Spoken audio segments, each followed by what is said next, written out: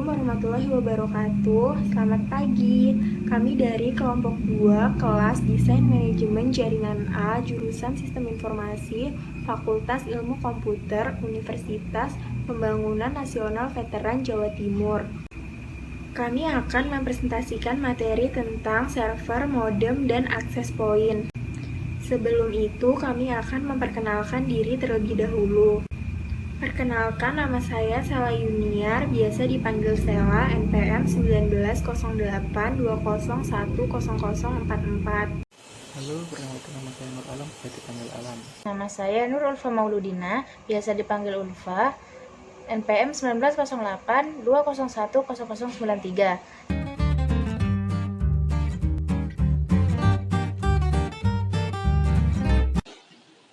Halo teman-teman, Assalamualaikum warahmatullahi wabarakatuh. Saya akan menjelaskan tentang server. Apa sih server itu?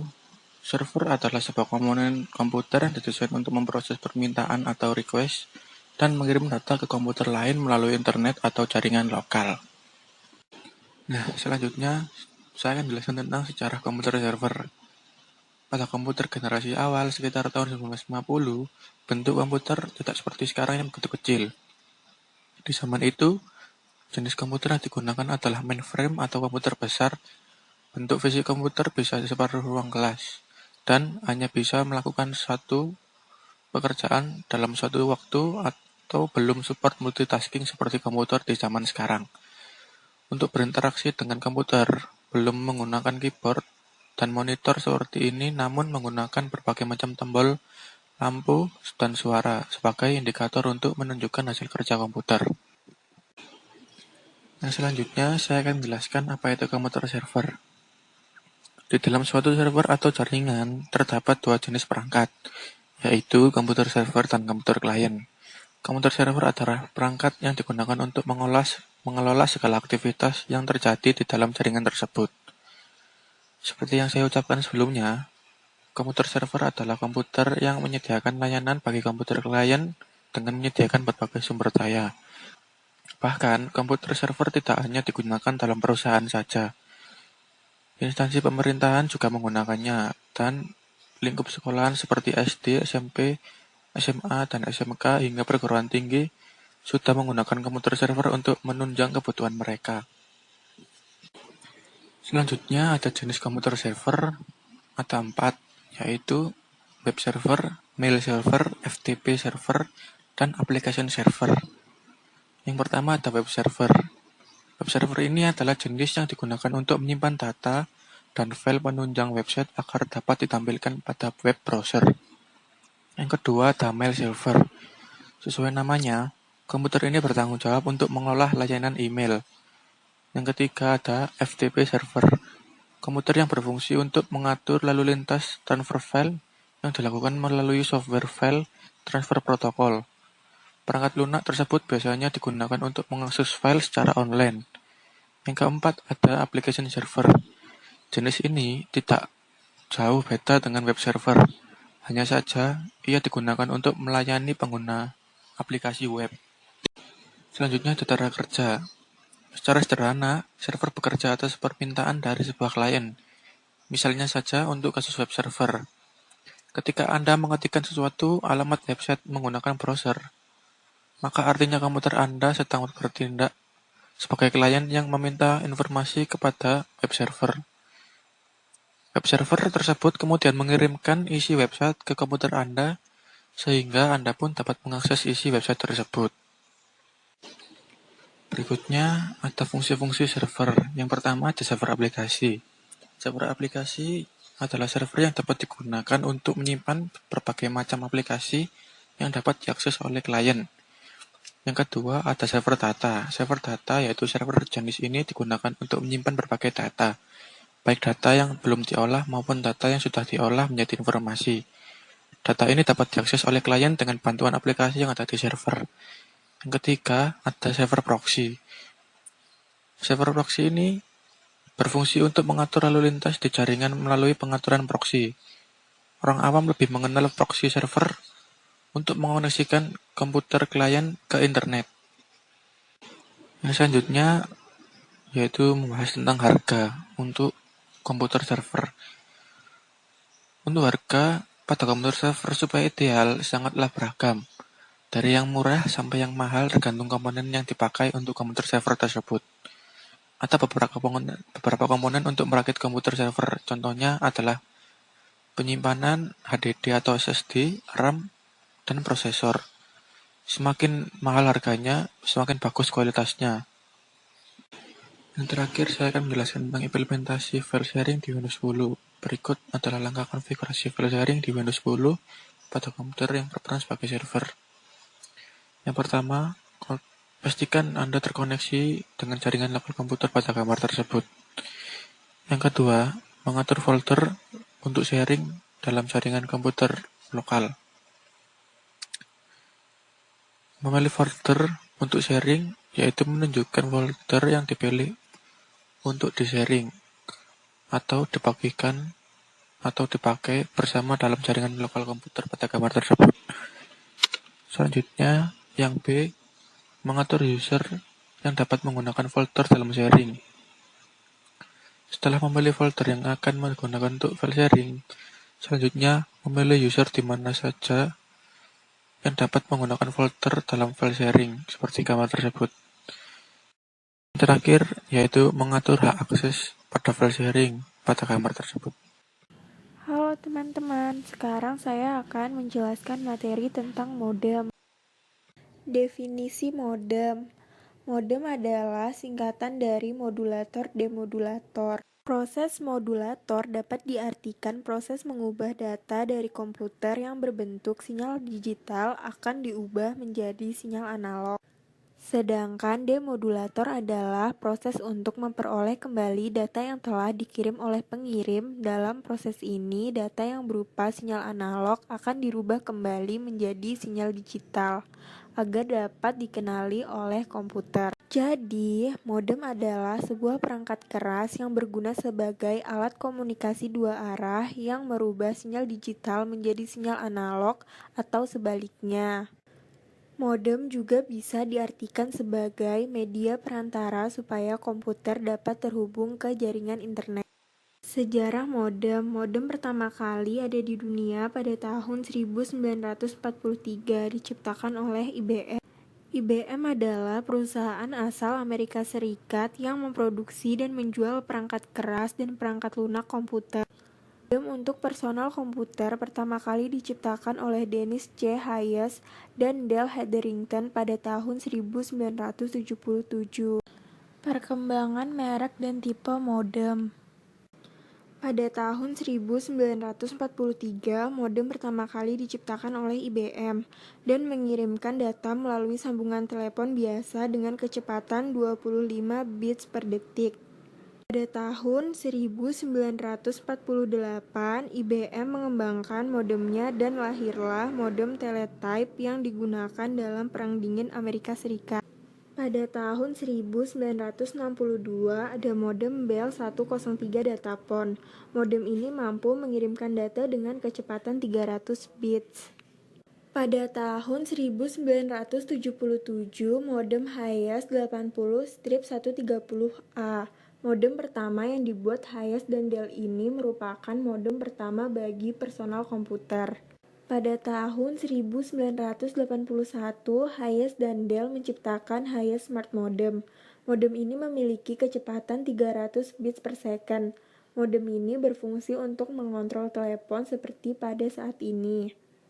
Pada pertengahan 1980-an, pada masa ini IBM hampir menguasai seluruh pasar komputer, dan pada masa ini juga diperkenalkan modem card untuk PC. Pada pertengahan 1990-an, pada masa ini modem internal PCI merupakan salah satu komponen dasar yang ada di setiap komputer atau laptop. Pada tahun 2000-an hingga sekarang, pada tahun 2000-an modem sudah menggunakan jaringan 3G dan kini modem masuk ke era 4G LTE. Fungsi modem. Fungsi modem adalah merubah komunikasi dua arah dari sinyal digital menjadi sinyal analog atau sebaliknya. Sebuah sinyal digital dikirimkan dengan komputer diubah menjadi sinyal analog terlebih dahulu oleh modem. dan dihantarkan ke komputer lainnya dan sebaliknya. Cara kerja modem. Dalam penggunaannya, modem bertugas merubah data dalam bentuk analog dan digital. Saat komputer disambung ke modem untuk kemudian digunakan berinternet, jika komputer kita akan mengupload atau mengirim data, maka informasi atau data dari komputer dalam bentuk digital akan diubah oleh modem menjadi bentuk analog. Saat data atau informasi analog tadi sampai ke komputer tujuan, maka modem yang ada pada komputer tujuan akan mengubah kembali bentuk data tersebut menjadi digital, sehingga bisa diproses oleh komputer tujuan tadi. Harga modem pada saat ini sangat bervariasi. Harga modem mulai dari puluhan ribu rupiah hingga lebih dari 1 juta rupiah. Pada saat ini, modem memiliki beragam jenis yang menyesuaikan kebutuhan pengguna. Contoh implementasi modem Telkomsel Flash Prolink harga sekitar Rp350.000. Masukkan kartu internet ke dalam slot kartu yang ada di dalam modem. Masukkan modem ke dalam port USB personal komputer. Tunggu agar software terdeteksi otomatis sehingga muncul box install Shielded Wizard. Kemudian klik next. Setelah itu, software akan melakukan proses installing. Tunggu prosesnya sampai selesai. Setelah software modem Prolink terbuka, Anda bisa mulai mencoba menghubungkan ke internet dengan mengeklik tombol connect. Sekarang komputer pribadi kalian telah terhubung dengan internet. Dengan komputer kalian yang sudah terhubung di internet, kalian bisa mencari informasi yang kalian butuhkan di internet. Oke teman-teman, jadi sekarang aku mau bahas tentang access point. Apa sih access point itu? Access point dalam jaringan komputer adalah sebuah jalur akses nirkabel perangkat komunikasi yang memungkinkan antar perangkat untuk terhubung ke jaringan nirkabel dengan menggunakan Wi-Fi, Bluetooth, atau standar terkait. Jadi, jika di rumah kalian punya Wi-Fi nih, nah yang menghubungkan Wi-Fi dengan PC kalian itu menggunakan access point ini, gitu. Nah, selanjutnya ada sejarah access point. Nah, tahun 1970, perusahaan IBM, yaitu International Business Machines Corporation, jadi mereka merancang percobaan untuk merancang WLAN, tetapi tidak dapat diproduksi di tahun 70 itu karena data rate-nya 100 KB aja. Di tahun 1985, FCC, yaitu Federal Communications Commission, yang merupakan lembaga independen dari pemerintah Amerika Serikat yang mengarah ke 6 bidang seperti broadband, kompetisi, frekuensi radio, media, keselamatan publik, dan keamanan dalam negeri. Nah, mereka menetapkan pita industrial, scientific, and medical atau ESM band. Nah, yang bersifat tidak terlisensi, sehingga pengembangan WLAN di tahun ini memasuki tahapan yang serius. Nah, di tahun 1997 ada lembaga bernama IEEE, yaitu Institute of Electrical and Electronic Engineers. Nah, organisasi ini tuh organisasi internasional, menganggotakan para insinyur dan terdiri dari beberapa bidang nih mereka ini. Industri, rekayasa, telekomunikasi, jaringan komputer, dan mereka juga mempromosikan pengembangan standar dan mempercepat teknologi baru dalam semua aspek yang tadi aku sebutin. Tetapi dengan spesifikasi baru ini terdapat kekurangan jika peralatan yang menggunakan standar tersebut bekerja pada frekuensi 2,4 GHz dan tersambung dengan peralatan seperti cordless phone, microwave oven, itu akan terjadi interferensi jika menggunakan gelombang radio pada frekuensi yang sama. Dan terakhir di tahun 2006, 802 ini dikembangkan dengan menggabungkan teknologi 802.11b dan 8,2.11g. Nah, teknologi ini dikenal dengan istilah MIMO atau MIMO gampangnya, multiple input, multiple output kepanjangannya, yang merupakan teknologi Wi-Fi terbaru. Nah, seperti yang saya pernah baca, MIMO ini tuh membantu performa nirkabel. Jadi itulah tujuannya di 2006 ini sudah dikembangkan access point. Oke, next ada fungsi. Jadi fungsinya access point yang pertama itu berfungsi sebagai switch yang akan bertindak sebagai penghubung jaringan lokal dengan jaringan wireless atau nirkabel. Seperti yang saya udah bilang di awal tadi, jika kalian punya modem, wifi dan terhubung dengan PC itu menggunakan access point ini. Yang kedua, mengatur agar access point berfungsi sebagai DHCP server sehingga pemberian IP address akan terhubung otomatis. DHCP servers ini tuh adalah perangkat komputer yang mampu mendistribusikan alamat IP server ke seluruh DHCP perangkat bawah yang masih dalam satu jaringan network. Yang selanjutnya, dengan dilengkapi fitur keamanan WEP atau WAP yang biasa disebut Share Key Authentication, access point juga dapat digunakan sebagai pengaman nih. Dan yang terakhir, access point juga mengatur akses yang didapatkan suatu perangkat berdasarkan MAC address perangkat tersebut. Oke, selanjutnya adalah cara kerja access point. Yang pertama, ketika ada perangkat yang mencoba mengakses jaringan nih, access point itu akan menentukan bahwa jaringan tersebut tuh diizinin masuk atau enggak. Jika diizinkan masuk, selanjutnya access point akan mengekripsi sandi. Jika sandi cocok, maka akan bisa masuk nih. Selanjutnya juga access point akan berfungsi sebagai DHCP yang akan memberikan alamat IP untuk perangkat tersebut. Dan setelah terkoneksi nih, nanti jendela browser akan menampilkan laman berisi permintaan untuk memasukkan kata sandi agar terhubung dengan jaringan. Dan yang terakhir, jika kata sandi yang dimasukkan tepat, access point akan mengizinkan untuk terhubung dengan jaringan. Perkembangan merek dan tipe. Ini saya ambil contoh Linksys dengan tipe yang berbeda. Yang di sebelah kiri itu dijual tahun kurang lebih 2005 dan terlihat modelnya sudah lama. Yang di sebelah kanan ada keluaran baru dan ini adalah harganya yang saya kutip dari Shopee, Blibli dan Bukalapak. Ini selanjutnya ada merek TP-Link yang di sebelah kiri model lama dan sebelah kanan model baru. Yang model baru sudah nggak pakai antena lagi ya, udah berkurang. Dan yang ini adalah harga-harganya.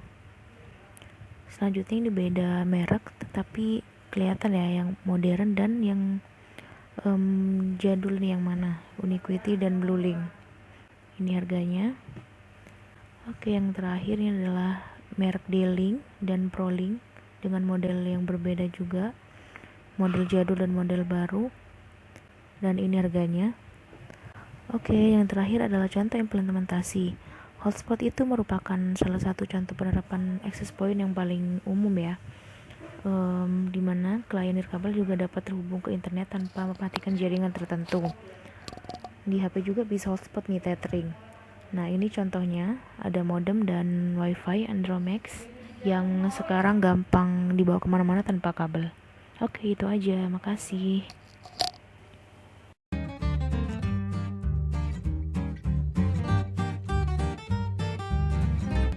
Sekian presentasi dari kelompok kami, kurang lebihnya kami mohon maaf. Wassalamualaikum warahmatullahi wabarakatuh. Terima kasih sudah menonton.